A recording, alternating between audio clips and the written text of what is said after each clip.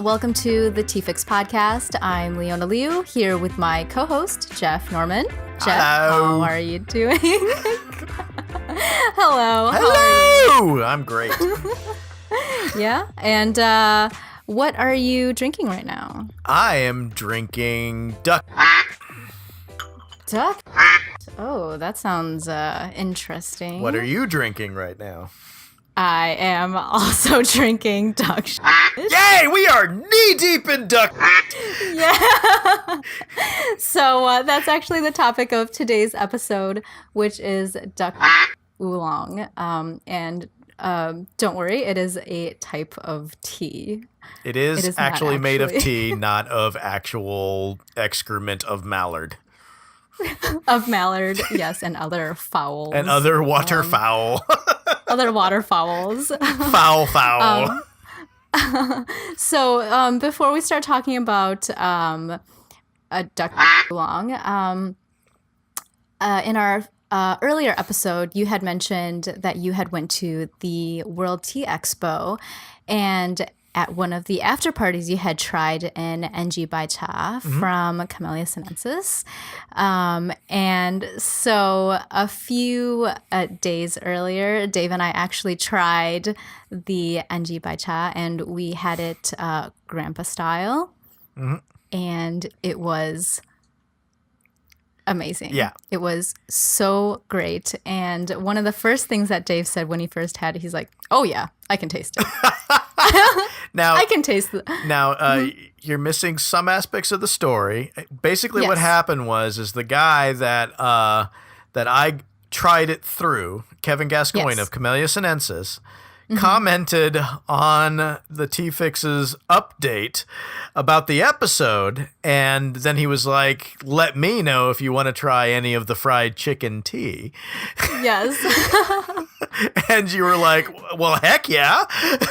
Yeah, I was like, oh, yes, definitely. That sounds amazing. Because for me, I think notes kind of work that way. When you are thinking of a tea, for me, like drinking green tea has always been, like, oh, I'm drinking green tea. I don't usually think to compare it with other foods or other, especially fried foods in terms of a flavor profile. Oh, yeah.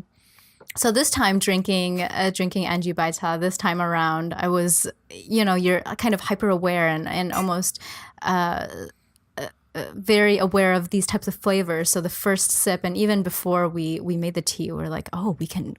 It's like this toasty, warm, roasty kind of flavor in the tea, and it was great. I'm also just stoked that David drank it too. That totally makes my day. Oh yeah, he was so excited to try it, and yeah, we had it grandpa style, and we just kind of let it steep all night. It was great. Heck yeah, it held on, and that stuff steeps forever because it's whole leaf, and that was the first time I tried it, and instead of like going automatically for the typical green tea snob notes, like I think I detect some asparagus, artichoke hearts, and maybe this umami thing in the back. Nope. Somebody put the suggestion of fried chicken in my head, and it didn't leave. Yeah, it was great. So it's a great tea, and you can tell it's a great quality tea because it really, you're able to just let it steep, and it it doesn't get bitter or any. It really holds its flavor, and it's. Yeah. I mean, I think we had it in our cup for a few hours. Really? As we were working. Yeah. Wow. It was great. And we just kept adding water. So yeah, it was great. Yep. So anyways, back to Duck Oolong. So we had wanted to kind of go over this topic just because of the name. It's such an interesting name for a type of tea, and it's so different than all the other romantic, beautiful, floral names that are usually associated with teas. So, Geoff, you had put some notes together on kind of a backstory on what is Duck Shit and where the name came from. Yeah, and this is actually something that I was not completely familiar with, because the first time I tried Yasher Zhang or Duck Shit Oolong. I basically just wrote about it and then just made a bunch of jokes about duck shit and how Yep, I read your article. Yeah. Because in it, even before even doing any research, in fact, that was one of the rare times where for the article I did no research at all, and I basically says, well, maybe the leaves look like duck shit, and so I did a Google image search of duck shit, and I don't recommend that to anyone. Don't go down that road at all, because you'll find some horrifying things. And luckily, the leaves don't look like any sort of foul excrement. Right. But later on, after I had tried it and other people started talking about it, and then other vendors started throwing duck my way, thinking I hadn't written about it yet, but that it had a curse word in a story that maybe I would want to do it. I finally had to do some cursory glance research on it, and the basic story they're actually, like with a lot of Chinese teas, there are multiple stories. The most Many common stories, ones yes. that I've heard are the ones regarding how apparently it's a problem in parts of China, particularly in the Fangwang region where Dan Congs are grown and produced, where if the trees have a certain aroma, that they might have illegal processors come in and pick the leaves and then jet out. So there's basically like tea bootleggers, and even as far back to the hither and yon. And so what the local farmers did, according to legend, was they basically told people that the aroma of the leaves was that of duck shit. So gross, don't come here. So gross, don't come here. You're not gonna like it, dude. No, you just go home. Go home. Yeah. And other legends also kind of have some sort of permutation of that same thing, where they basically they either said that there was some sort of fragrance related to it, or that the soil was fertilized by flocks of ducks coming through. Right, like the color of it almost looked like that. Yeah. Right. And I don't buy any of that. I think it's just a name that stuck around because, like any name that sort of sticks around, like, why do you call oolong Black Dragon? Why do you call Ti Kuan Yin the Iron Goddess of Mercy? I mean, there's nothing about the Bodhisattva of compassion that would make you think iron. Exactly. Yeah. Right. But yeah. So it's an interesting name that is kind of stuck with this type of really delicious tea. And and in terms of the backstory or the origin of the tea, it actually, the story kind of begins in 1272. So it started in the Song dynasty with an emperor Song Dibing in 1272, and he was this little baby emperor who they were in Hangzhou at the time, which is in Zhejiang province, which is in kind of in the middle on the east coast of China. And at that time, they were being conquered by Mongols. So then him and his brother went to the south, went to Guangzhou, and there his brother, who was 7 at the time, ruled for 2 years, and then he passed away. And then he was the new child emperor who was 7 years old. And when the Mongols continued to the south, story has it that he escaped to the mountains, to Wudong Mountain. And he met some of the farmers, and he tried some of the tea leaves, and he had some of the tea leaves, and supposedly having these tea leaves, he was able to regain energy, and he was tired, and so these tea leaves are what really did it for him, and so this tea was then referred to as Song Ca, or tea of Song dynasty, or the cultivar is kind of called Song Zong. I've heard the Song Zong as being that. In fact, I've had 2 different Dan songs that were from the Song Zong cultivar. Now, I don't know if you've done any other preliminary research. Is Song Zong supposed to be supposedly the original cultivar, the original Suixian base? Suixian, yeah. Yeah, so there's like 2 cultivars, right? So like the Song cultivar is the kind of the Suixian cultivar.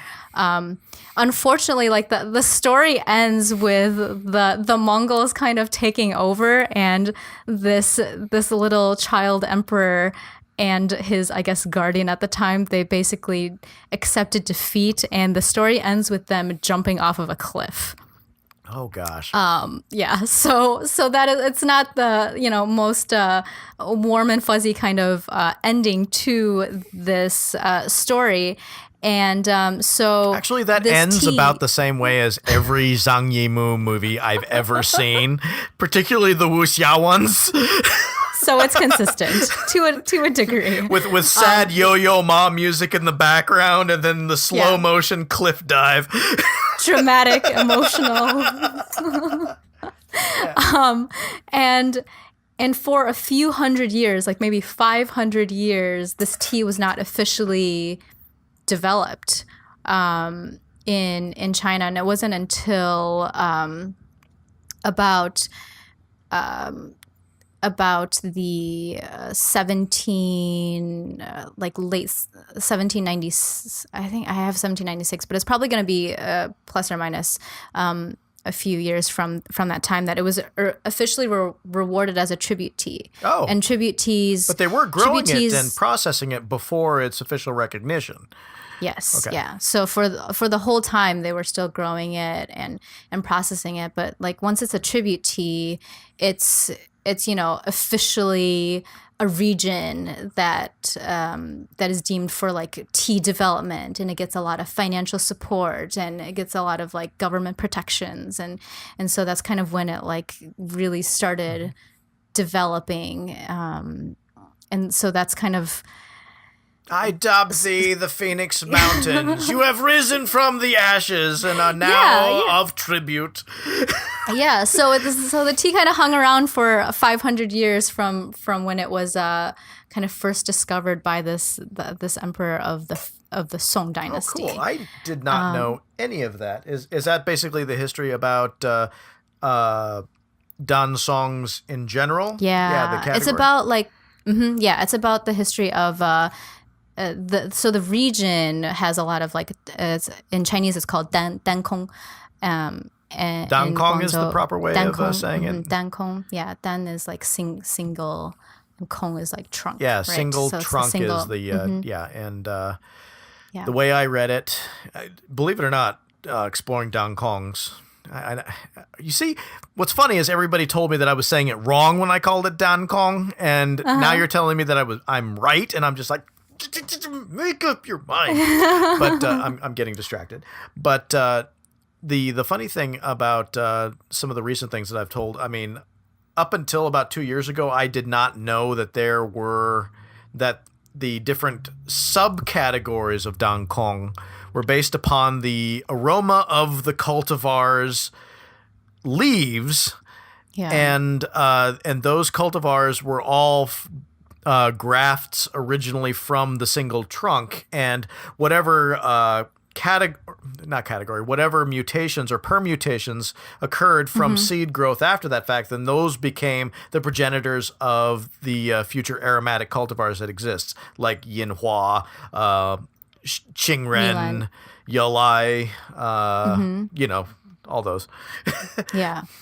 And it's tricky, finding Dan Cong is like it's like, is it a single trunk that determines whether or not it's this type of tea? Is it, I'm reading in some places it says it's a single bush that like all the leaves need to come from one plant and only harvested from that tree.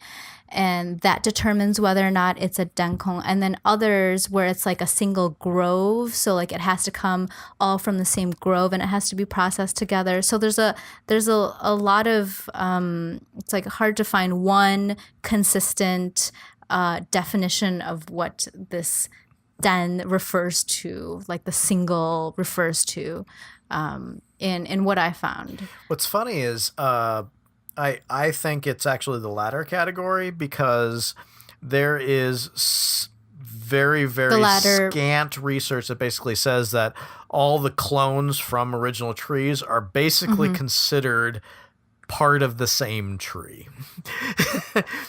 Oh, yeah, yeah. So like all cuttings. Yeah, like basically you have all these clones, but they have the same material or genetic material of the original tree that they came from, the original aromatic cultivar tree, or that basically is the basis for that entire type.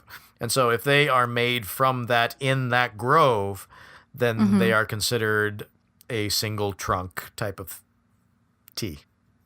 Okay. I guess that. And yeah, and there are a lot of varieties in terms of, I would say Duck Shit Oolong, or otherwise known as Xiang, which is the literal translation of the English word, or of the English name. Yep. is one of the, I think it ranges from like 80 to 120 varieties of like all the different Dan Congs out there. So like Xiang is like one of the many different types. Yeah, I don't even know how many different aromatic types are there. I only counted 8, but then again, that's only of what's actually available in the West that I've seen. Yes. I think it varies. So it's like just a slight variation in fragrance or a slight variation in location. I think that counts as a new type. Right. And go on. Yeah. Sorry. And no, it's okay. And looking at pictures of these trees, they're so different from kind of like the tea farms or that you usually see, where it's like a lower bush style and it's harvested several times a year. It's like literally these trees, and it takes like 50, 60 years to mature before you can even harvest. And so it's, in terms of the supply of it, it's so much smaller. The supply is smaller, but there are other teas that are being made from those same cultivars. For instance, from younger Songzong stock, those trees that aren't considered old growth but are based on the same genetic material. So technically they would be Mushu, Songzong, Dansong cultivar trees. Sometimes certain farmers / processors will make black tea out of those, and they have a lot of the same aromatic notes that the oolong version will have. Okay. Yeah. That's So so in terms of the tea, the Yashi an interesting thing, you had provided a link to Yunnan sourcing, and they have all of the types of teas that they have in terms of not just Yashi but Duck Shit Oolong, but also like all of their Dan Cong oolongs. And I kind of did a quick perusing of all of the different types. And it's interesting because this name, like Milan Xiang is like called honey orchid, but we don't call this tea honey orchid oolong. Right. We call it by its pinyin, or its actual name, which is Milan Xiang. And I find it really interesting that Duck Shit Oolong has that same name, which is Yashi, but it's never referred to as Yashi. No, it's like everybody's capitalizing on the curse word, and what's funny is that even though it translates in English as duck shit, in Mandarin is such a poetic language that it takes on different connotations if you're just saying "yeah, sure" as opposed to "duck shit." Right, exactly. It would be like basically going, "I'm gonna kick your ass, boy," which is basically in Mandarin it would be, "I am going to assault you with my influence." Right. Yeah, like it's gonna sound beautiful, and you're gonna think about it, and then you'll realize what I'm actually saying to you. Yeah, so just from that link, I was like, oh, I wonder if there's any other tea that only relies on kind of the English term. And I think this one is the only one where yashi is not where the pinging is not used. And I was wondering, is it because it's more difficult to say? But it may just be because of what you had mentioned that it's easier to capitalize on. Yunnan sourcing calls it king of duck shit, and I don't know where the king part comes from. And I had an opportunity to ask Scott of Yunnan sourcing because just yesterday I met Scott of Yunnan sourcing by chance at the Portland Tea Festival. Oh, that's awesome. And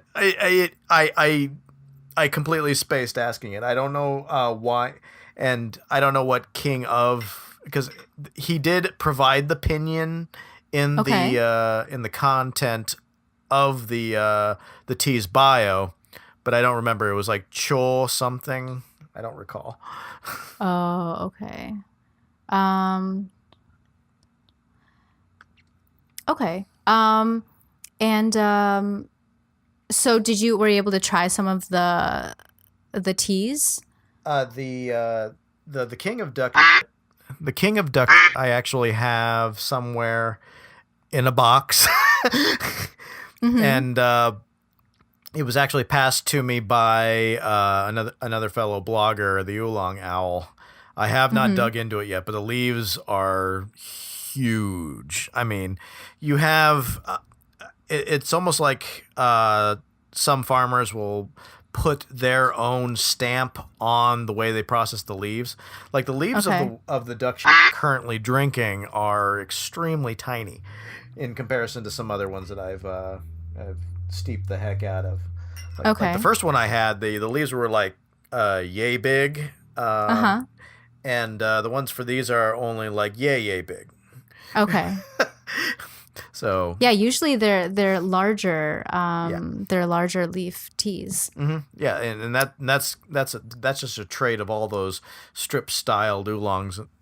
Period, because they basically are the lower leaves on the tea tree, not the first leaves in the bud not the thing. Buds. I mean, basically the leaves that can be bruised and rolled and are durable to that are the ones that are lower on the plant.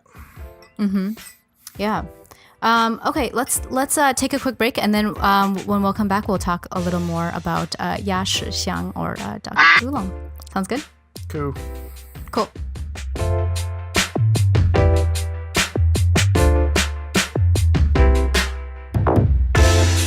Hi there, I'm David. And I'm Kate. And we're the hosts of Another Zelda podcast. There are so many good podcasts out there, and some of them in particular concern The Legend of Zelda. That's right, Kate, and we are another one of them.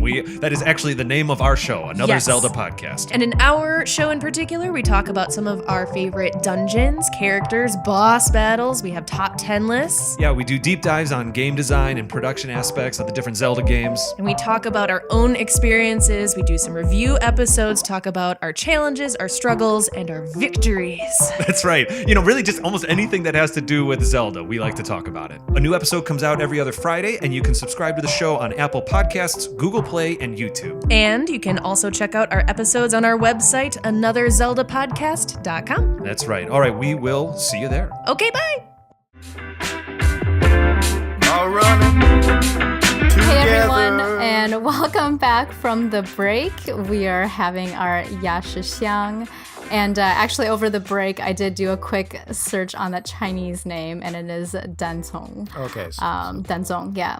So they were right to correct me. Yes, they were right to correct you.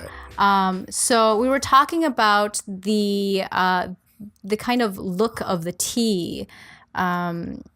it's kind of, to me, it reminds me of the very traditional type of oolong. Yeah. Where it's long and it's like the long strip style thing. Let me see if I can break open a little bit and give it a whirl. All right. Yeah. Okay. There's our little duck dropping. Yeah. So the tea is dark, heavily oxidized. Sometimes there's a little bit of a golden tip on some, depending on how it's processed. Oh yeah, I've even run into some that have reddish tips to them, and I'm just like, how did that do that? That's pretty. Why you do red tip? And so for the yashixiang that I'm trying, the first steep that I had the flavor was very bright. Yeah. It was a bright kind of floral flavor, and then when I got to like 3 or 4, it started getting really smooth.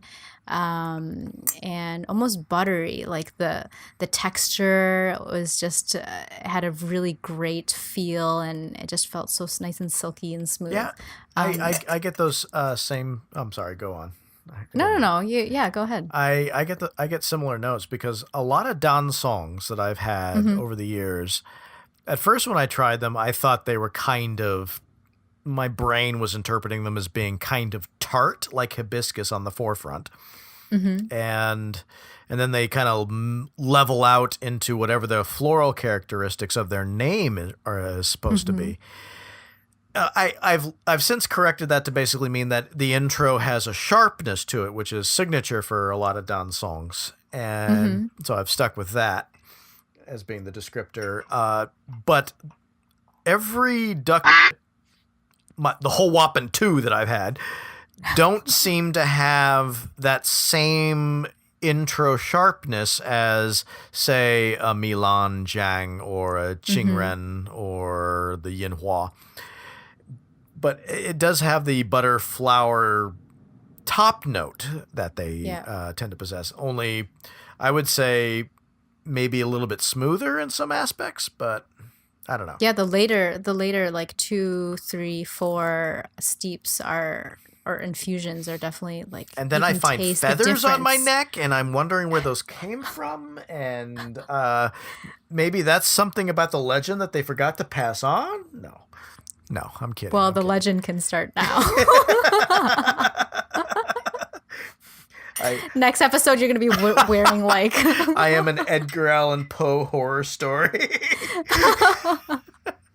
So, when you make your yashixiang, or your duck oolong, how are you making the tea? I gong fu it. You gong fu it, and okay. That's mainly because of the aforementioned Dan Cong sharpness. When you overbrew it, that sharpness really increases, and it can be a little overpowering. And even though it mellows out sort of somewhere in the middle, you don't get as much of the nuance. The butterflower thing ends up being clouded like a Jedi mind in its early youth. And yeah, I basically find that gong fu is pretty much the ideal way to do it. Okay. Yeah. And when you are doing your first like infusion, are you rinsing the tea at all, or are you just kind of going for it? For it. Just full on go to town because I'm impatient. Yeah. Like a duck that really needs to use the bathroom. So many duck references. Feathers and whatnot. Yeah, so when I make yashixiang, I have to make it in my kyusu. I know you're not supposed to make it in the kyusu, but I do it because as you are impatient, Geoff, with the tea, I am a little lazy with with the tea. I respect your decision. Thank you. Mutual respect. That's what we all have to start. Much respect. That's what we have to start off with. Yeah. And so in terms of the taste, it's always so nice when you have that like drop off from the initial kind of, you called it like the sharpness or the brighter, the note of the tea. It's kind of like you're drinking two different teas. Yep. Really. So it's a really fun kind of experience to try the tea. And where did you find your yashixiang? The first time I tried it for the blog, I got a message from the purveyor of White 2 tea. This was before he became White 2 tea.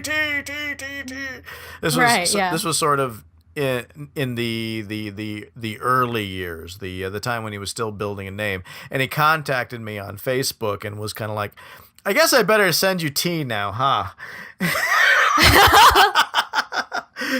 Which tells you everything you need to know about him. He's awesome.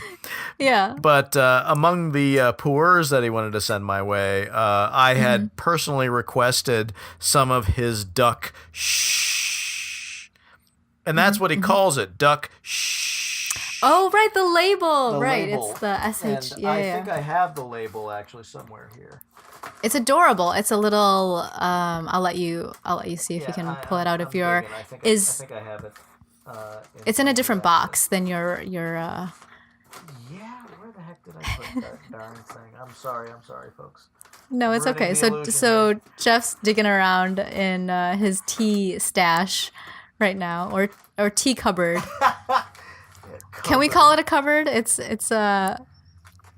categorized teas in different boxes, I guess. Oh gosh, I can't find it. So you can find it online, White 2 Tea. Well, and actually, no, he doesn't have it anymore. He's been sold out for a while. The label, right? Huh? You can still see the. Oh, you can still see the label. artwork. Yeah, the original you can see artwork the basically label. shows this cute little duck taking a poop. It's a little cartoon duck, and it's really, really cute. It's adorable. And the only place where I can think of getting it, I mean, I have the Yunnan sourcing King of Duck somewhere, and the one I'm drinking right now I actually got from a friend of mine that owns a company called Charities. Based in Sandy, Oregon. Even though they don't actually carry it, they were thinking of carrying it, and they sent it to me, thinking I would like the weird thing with the curse word in the name and all that. But Not too far off. I never did get around to it until today, actually. That's okay. I think it can stay for a while. It has a pretty good, it doesn't go bad. No, it's an oolong. Really. Any oolong pretty much keeps pretty well as long as you're not like exposing it to open air, Right. And inappropriate feelings or whatever. Basking it under the sunlight and spraying it under a hose or something like that. What are you doing? I'm taking my duck shit for a walk. What does it look like I'm doing? What does it look like I'm doing? You're the freak. I'm normal. I'm normal. Mom said so. Yeah. So I would say that Yunnan sourcing is probably a really good go-to if you want to try a variety of Denzong oolongs, and also to find or try the Yashixiang duck aroma tea, I guess. If only because it's aroma. king of duck. Yes, it's king of, and so, for in terms of this terminology, I just to bring it back to the terminology, because I think for me it's so interesting. I personally prefer the Chinese version of the word. I think it sounds, even though a literal translation of the word doesn't sound as like beautiful as you had mentioned before, I think the Chinese word is actually, it makes it sound a little more like mysterious and less of like it has less of a shock value. Yeah. Which I think it has a lot in as it's translated in the U.S. or the English term. Oh yeah, and it's not the only tea or bits of tea ware that I've seen that tries to capitalize on some kind of shock value. Some of us eat that right up, and I tend to be one of them on gut reaction, but as I get older, I'm kind of like, it'll make an interesting story for the blog, but overall, I don't, as a consumer, I don't think that would be the selling point. Right. In the long run. And what's another tea that you've kind of come across that has more so of a shock value than... I'm not even sure I'm allowed to say the name, and I don't even know if there will be a good way to bleep this out. Do you want me to... Maybe we can save this. I can't say it because it's a really bad word. Oh wow. Okay. All right. Maybe we can see if we can do a little research on this. See if there's a alternate name for it. But I'm not going to say it on air. I can't. Okay. Well, that's good. I respect that. So in terms of yashixiang, it is one of the many of, I want to say like 80 plus maybe varieties of the Suixing cultivars that are in the Fenghuangshan like area. Yeah. And so it does have an interesting name. It does have a really great initial first infusion flavor versus the third and fourth infusion. It is like you're drinking a different tea. So if you haven't tried it, I would highly suggest trying it. Yunnan sourcing is probably What's a good funny go-to. is I'm on infusion number 3 or 4 right now, and it's actually taking on notes like just an ordinary high mountain oolong, like a Taiwanese gaoshan or some of the Fujianese stuff. It basically is like all flowers and butter, and that's Buttery, about it. None of the signature sharpness. It's like the sharpness dies off after steep 3. Yeah, the buttery and probably the silky feel is such a treat. Oh yeah, it's smooth as all heck, and it's smoothed me right out. I mean, heck, I started this episode pretty darn hyper, and now I'm like, it's all good, bro. Yeah. So I've tried yashixiang and it's a tea that I'm probably going to keep going back to, more so than a lot of other teas. It just has such a nice texture, flavor, and overall profile. So for me, it's becoming one of my. Now I got a question. Yeah. If you were to transliterate Ya Shi Jiang in English literally, and would it still come out as duck? Yeah. Yeah. It would. There's no way to pretty up this turd. Well, right, because of the word "sh" is there's no. I wouldn't say there's another translation for it, and I would say that is probably the current translation is the correct literal translation. Could there be a more romantic translation of the word? Probably. Could it be referred to as just Ya Shi Xiang, such as like Milan Xiang is referred to as its own name? Probably. Yeah. But the market goes to where what the consumers want, right? And that's what sells curse tea words online. and health benefits. The book coming near you. Yeah, exactly. So if that's what sells the tea due to the shock value, I'm not going to.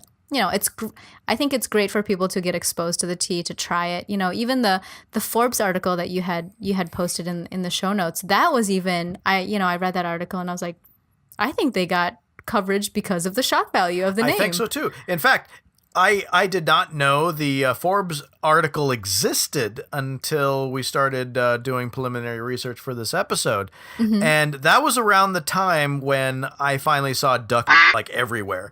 And where we just, no other way to put it, where we were knee deep in duck beforehand. Only like maybe a handful of vendors actually were carrying it. And I don't know if like the average consumer at the time were too scared of it. But the moment that it started getting coverage, people were like, oh, that sounds so daring. I want to be daring too. So intense, right? Like, yeah, a little intense and a little intriguing. What is this tea like? Tea is this very calming, relaxing, kind of zen thing, and then all of a sudden you get this name. So yeah, it's an interesting tea to try, and it has a great flavor. So yeah. I like it. It's not my absolute favorite Dan Cong. I would say that I tend to like the Songzong cultivar, although I have not had old tree Songzong yet. Okay. The Lao Kong Songzong or Lao Kong Shuxian version, or Narcissus aroma, old tree stuff. That's on the list. I think I tried it once, but I forgot. And I don't know why I forgot. But I think you have a lot of teas to go through. No, so either it's just not as memorable as the other aromas, or it's kind of like similar when I first tried Buffalo. I don't remember first trying Buffalo. I had to try it 2 more times before I remembered that I had tried Buffalo. There you go. Same with Narcissus Zhang Dan Cong. And that's okay. Sometimes you just got to go back with a different perspective, and maybe it'll have a greater imprint. And just like you with the fried chicken anchi bai cha, I will be trying it. I'm like, why does this Dan Cong taste like buffalo? Yeah. Wires are getting crossed. Right. Yeah. Sometimes you need kind of like a call out. Yeah. For you to like imprint that on a new experience, or the same tea with a new experience. So. Right. Yeah, for sure. Cool. I think this tea Yashixiang is great, but there are tons of other different types to try, and this is just one of the many aromatic Danzong teas. So yeah. Yep.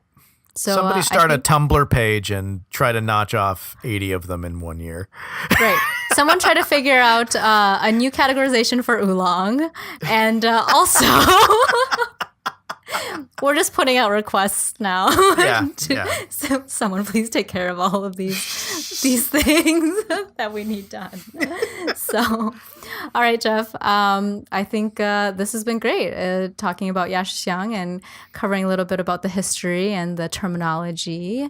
Yeah, as soon as there's a lean pocket aroma Dan Cong, I'm out. I'm done. No. Well, hey, you got to give it a try. I'll go in once. Yeah, just try it. Try it once, right? So you never know. It might be different on the 3rd or 4th infusion. Donkey show aroma oolong. I might bail on that one. That might be where I leave the room. So. All right, Geoff. I'll talk to you in a few weeks. Right. All right.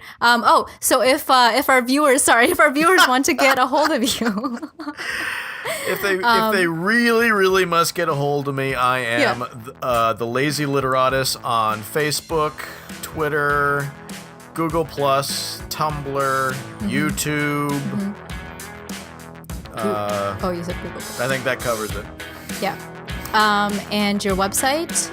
steepstories.com. Cool. And if our listeners or viewers would like to find our social, we are at The Tea Fix at Instagram, Twitter, and Facebook. And you can listen to our episodes on Apple Podcasts, Google Play, and we're also on YouTube. All right, Geoff, have a great week. We'll see you in a few. Salutation. All right, bye.